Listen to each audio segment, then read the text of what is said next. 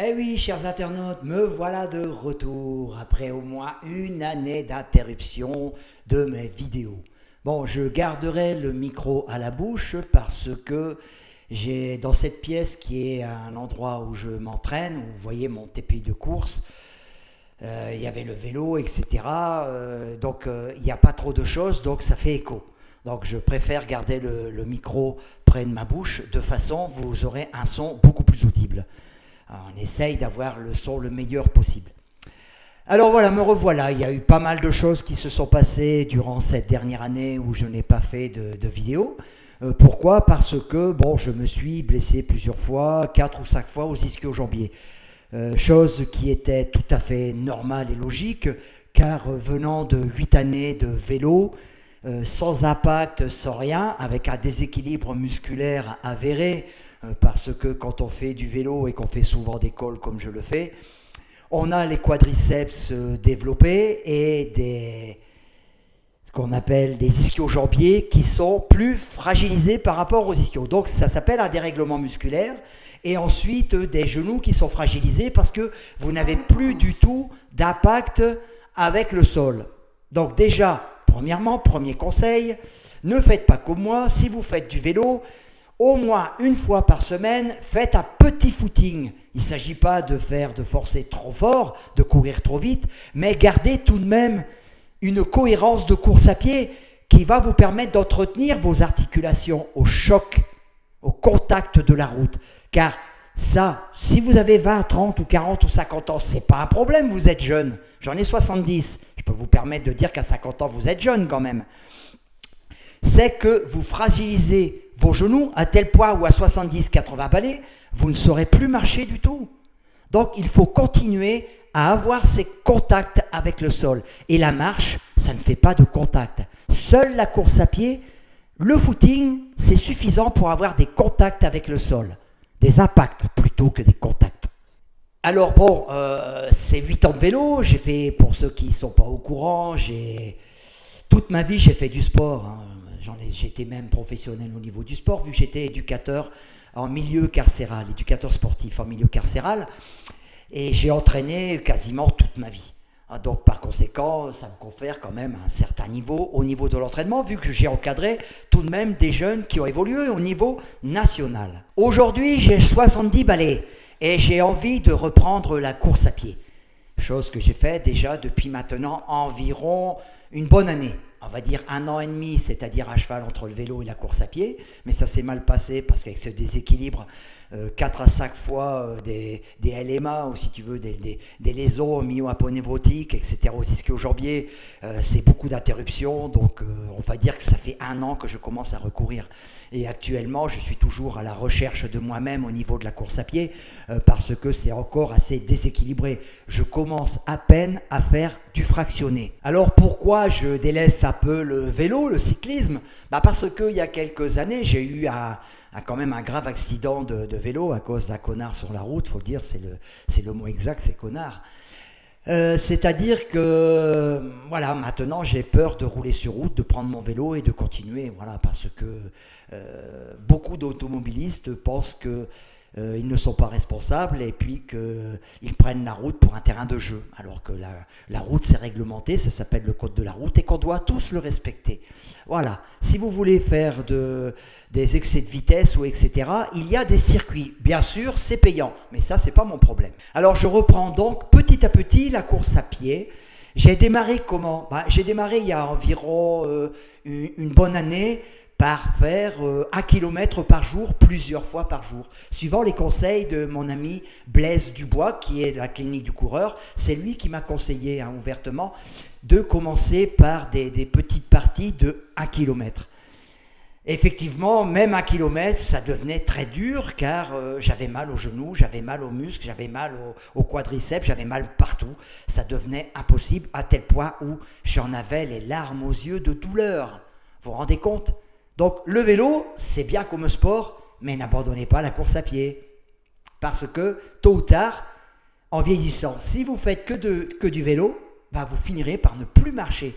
Même en faisant du vélo, car vous n'aurez plus d'impact au sol, plus de contact avec le sol, qui sont donnés par des impacts. Ces impacts qui portent une à plusieurs fois votre poids du corps en courant, même au footing, ça sert à quelque chose. Les cartilages réagissent, les cartilages sont plus épais, ils se modifient dans leur structure, les tendons aussi, les muscles aussi. C'est toute une chaîne physiologique qui se modifie et qu'il faut entretenir. Ensuite, petit à petit, j'ai fait 2 km plusieurs fois par jour, 3, 4, et arrivé à 5 km, là je le faisais 2 fois par jour. Une fois le matin et 6 heures après, environ un autre footing de 5 km. Donc sur route ou sur tapis. Pour minimiser, l'avantage du tapis surtout, c'est de minimiser les impacts. Vu que j'ai un bon tapis professionnel que j'ai récupéré chez des footeux professionnels, et c'est un tapis qui fait acheter neuf, c'est un tapis américain de marque Quantum, acheter neuf qui fait 2800 €, qui fait 190 kg de poids, qui monte jusqu'à 20 km/h, et qui est aussi avec une pente de 12 à 14% si on veut, avec des programmes qu'on peut aussi programmer pour un entraînement, etc. Donc j'ai vraiment l'objet que je vous mettrai en vidéo, vous verrez, c'est un bon tapis qui me sert justement pour cette initiation de réathlétisation de course à pied. Alors à la date d'aujourd'hui, étant donné que je suis mon propre entraîneur, je n'ai pas d'entraîneur, j'ai toujours pas pris de licence dans un club car je ne me sens pas tout à fait prêt. C'est normal, je suis toujours à la recherche de moi-même en quelque sorte et je ne veux pas brûler les étapes parce qu'à chaque fois que j'ai brûlé une étape, je l'ai payé très cher avec mes ischio-jambiers et puis les genoux. Donc maintenant les genoux petit à petit, malgré que tous les toubibs m'ont dit, les rhumatologues, les spécialistes, les scanners, les hôpitaux m'ont dit GG, arrête la course à pied, c'est plus fait pour toi, sois raisonnable, laisse ton cul sur le vélo, tu verras, tu auras moins de mal. Eh bien non, c'est tout à fait l'inverse. Ils se sont tous trompés. Contre vents et marées, j'ai refusé leur médoc. Ils étaient prêts à me couper les genoux pour me mettre des prothèses, je vous garantis. Dès qu'on peut gagner du fric sur un être humain, c'est incroyable que ça fonctionne bien chez les médecins. C'est le leitmotiv de tous les tubibs de Big Pharma. Excusez-moi de parler comme ça, mais me concernant, c'est une vérité. Il y a 1 an et demi, ils m'ont dit, surtout ne cours plus, tu ne peux plus, c'est fini, tu as de l'arthrose majeure au genou, tu as ceci, tu as cela, nanani, nanana, au pied. Écoutez, je peux vous montrer mes radios, elles font pleurer, il paraît. Par contre, je vais baisser peut-être un peu le son parce qu'on dirait que je suis un petit peu dans le rouge. Alors je ne sais pas ce que je disais. Donc au final, je ne les ai pas écoutés les toubibs parce que je me suis rendu compte moi-même en prenant bien sûr pas mal de compléments alimentaires pour les mitochondries, beaucoup de collagène, 2 fois par jour de collagène, de l'acide hyaluronique, etc., des vitamines C, de vitamine D, tout ce que je connais très bien et que je prends depuis des décennies on va dire, surtout en matière de vitamine D. J'ai toujours pris tous les hivers, accrochez-vous bien, ça ne fait pas lire les médecins, 5000 unités de vitamine D tous les jours, je dis bien, chaque hiver. Et ça fait maintenant 20 ou 30 ans que ça dure. Et je ne suis toujours pas mort. Et je n'attrape pas de grippe, je n'ai pas de Covid. Si, j'ai été testé positif au Covid. J'avais 67 ans à cette époque. Et ce jour-là, je venais faire 150 km au vélo et j'ai battu mon record avec 2 cols. J'ai battu mon record sur les 150 km. Parfois, c'est à mourir de rire. Voilà. Alors, je reviens à mon intérêt. Contre vents et marées, je me suis battu. C'est vrai que j'ai eu énormément mal. Je commençais à faire des footings de 4-5 km. J'avais les larmes aux yeux, les gens. Ça me faisait hyper mal. Ça me faisait mal aux genoux, j'avais mal aux quadriceps, j'avais mal aux ischios, j'avais mal partout, j'avais mal aux hanches, mal dans le dos, mal dans les épaules. Et bien, j'ai continué. Je ne me suis jamais arrêté, sauf quand j'étais blessé. Et petit à petit, ces blessures se sont estompées parce que à partir de la 5e blessure, lorsque j'ai pu, parce que j'ai démarré à 5 km/h, pas plus, je ne pouvais pas plus. Lorsque j'ai commencé, je suis arrivé à 8,5 km/h, là j'ai vu que les blessures étaient encore plus sérieuses. Donc j'ai resté à 8,5 environ km/h, et là je me suis dit, il faut que je commence mon renforcement musculaire. Petit à petit, je l'ai monté sur plusieurs mois. Et aujourd'hui, je suis à un entraînement de renforcement musculaire d'1h30 par semaine, en charge lourde à très lourde, c'est-à-dire 5 séries de sacs quand je suis bien échauffé dans le mouvement, c'est-à-dire le squat, donc je le travaille à près de 90 kg, pour mon poids de corps qui est aujourd'hui de 67 kg, j'ai encore 4 kg à perdre, mais 67 kg, je mets 90 kg à peu près sur mes épaules, en 5 séries de sacs en poids lourd, et je ne suis pas à fond. Je pense que j'arriverai très bientôt à 100 kg en squat, mais pas en quart de squat, à ce qu'on appelle le vrai squat. D'accord, c'est bien entendu. Ensuite, je fais aussi 5 séries de 5 de soulevé de terre, et ensuite, je travaille les mollets avec des levées de talons avec charge sur les épaules. Pareil, voilà. Et ça, une fois par semaine et régulièrement toutes les semaines, comme si c'était une séance de fractionné. Je n'en démords pas et je n'arrêterai plus cette musculation. Et grâce à ce renforcement musculaire, j'en ai déjà parlé sur les vidéos, eh bien, pour le moment, je touche du bois, je ne me blesse plus. Et pourtant, j'ai commencé mon fractionné il y a environ 1 mois. Ça fait seulement 1 mois que je commence à fractionner. Donc pour vous dire que je ne suis pas prêt à prendre une licence dans un club, je suis en devenir si vous voulez, et j'espère que ça va continuer pour moi. Donc je suis pour le moment content de moi, parce qu'à 70 balais, sans avoir couru depuis plus de 40 ans maintenant, sans impact au sol, c'est vrai que ça m'a fait du mal un peu partout. Donc là-dessus, les médecins se sont trompés, hein. J'arrive bel et bien à courir maintenant sans aucune douleur. Maintenant, j'arrive à faire des footings faciles, 10, 12, 15 km. Et je ne ressens plus rien. Et je commence maintenant à faire 3 séances de fractionné par semaine. Tenez, c'est simple, je vous donne mon propre plan d'entraînement, parce que je suis mon propre entraîneur. Je cours 6 fois par semaine. Par exemple, le lundi, je fais 10 km de footing à allure modérée. C'est en fonction de mon ressenti surtout, sans pour cela aller au-delà d'un maximum de la zone 2, voire friser parfois la zone 3, à peine la zone tempo. Donc c'est relativement faible comme vitesse. Donc je peux parler en courant. Le lendemain, je fais une séance de VMA. Donc par exemple 5 fois 2 minutes plus 4 fois 1 minute 30 plus 4 fois 30-30.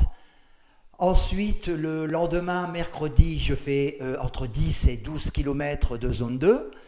Le jeudi, je fais une séance au seuil, c'est-à-dire 5 à 6 fois 1000 par exemple, c'est variable, hein. Ça sera du 1000, du 1500, du 800 ou du 500. Là actuellement, c'est 5 fois 1000 à une allure modérée, c'est pour me remettre en jambes sur le seuil. Donc je le cours entre 4,45 à 5 minutes au kilo en allure. Ce lendemain-là, c'est-à-dire on en arrive à vendredi, je fais 12 km de footing, tranquille, en zone 2, ou parfois avec un peu de côte. Et puis le samedi, c'est ma séance vitesse. Alors la séance vitesse, elle est particulière chez moi. Elle ne se fait pas comme chez tout le monde. Déjà, un plan d'entraînement à 70 ans, ça ne peut ressembler à aucun plan d'entraînement de personne inférieure à cet âge-là. Un plan d'entraînement comme ça, de 20 à 30 ans, si vous avez, ça ne vous correspondra pas du tout. Il est adapté à mon âge. C'est une spécialité chez moi. C'est tout. Ou pour les personnes plus âgées. Un entraîneur qui voudrait donner un plan ordinaire à une personne de 70 ans, il va la tuer.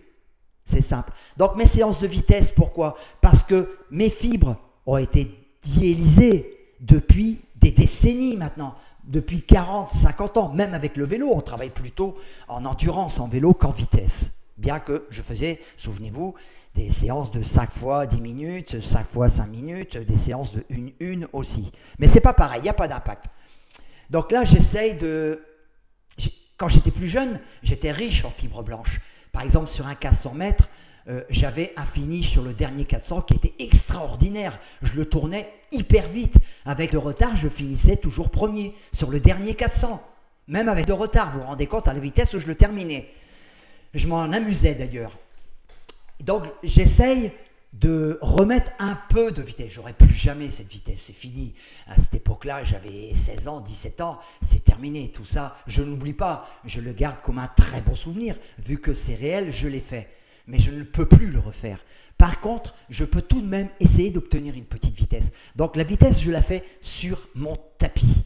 Je fais entre 10 à 15 à 20 fois des accélérations pour me réhabituer, pour réhabituer mes fibres rouges à essayer de se retransformer en vitesse, donc en fibres blanches, pour cela qu'elle le soit un jour. Actuellement, je suis à 45 secondes. 45 secondes, j'ai démarré sur une vitesse de 9 km/h. Ensuite, ça a été 10. Ensuite, ça a été 11 km/h, 15 fois 11 km/h. Ensuite, ça a été 12, 13, 14, 15. Je suis à 16 km/h aujourd'hui. À 70 balais, c'est déjà pas mal quand même, vous avouerez. Donc, j'espère arriver très bientôt à 20 km/h, 20 fois 20 km/h, ce qui me fera quand même une séance VO2 max quand même. Alors, qu'est-ce que je peux ressentir pendant cette séance?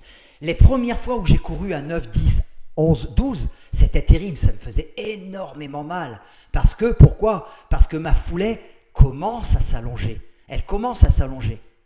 Et j'avais l'impression par moments d'avoir quelques pressentiments que je pouvais réobtenir une foulée comme j'avais avant. J'avais une foulée très ample, très rapide. J'avais une foulée, actuellement je suis encore entre 185 et 190 battements à la minute, c'est-à-dire au-dessus de 12 km/h, bien entendu. Et là, à 16 km/h, je sens que ma foulée s'allonge. Et je commence à bien atterrir sur la plante des pieds, donc pas encore sur l'avant des pieds, mais sur le plat du pied. Et alors qu'il y a 3, 4, 5 mois, j'avais du mal à quitter le talon, j'atterrissais sur le talon, ce qui me faisait mal au tendon d'Achille, me donnait peut-être une petite tendinopathie, et heureusement qu'elle s'est passée. Et c'est pas bon, parce que quand on court, on arrive sur les talons, c'est plutôt sujette à se blesser que quelqu'un qui atterrirait sur son plat du pied, vous voyez, le médio-pied comme on appelle. Et c'est ce qui est préférable pour les coureurs à pied. Voilà, en conclusion, je progresse petit à petit. Bon, je suis peut-être en devenir, j'en sais rien pour le moment. J'ai tenté de faire une petite accélération parce que j'ai peur de me blesser. C'est incroyable comme j'ai peur quand je cours, de me blesser, parce que ça m'embête de me blesser. Parfois, je me dis que j'ai pas envie d'accélérer parce que je suis bien en courant comme ça et que ça me fait plaisir. C'est vrai que j'éprouve beaucoup de plaisir à recourir. Mais je me fixe quand même un petit niveau d'aspiration, un petit but. C'est probablement de reprendre une licence et de refaire de la compétition, comme je vous ai expliqué. Et donc, j'ai fait dernièrement un petit footing sur un parcours légèrement vallonné avec des montées, des descentes, et puis pour voir à peu près ce que je valais. Donc j'ai voulu faire un 10 km. Et le 10K, donc je l'ai démarré à 0, je l'ai démarré à 6 km/h simplement, pendant au moins 1 km. Donc j'ai pris beaucoup de retard et j'accélère progressivement, 6,5, 7, 7,5, 8.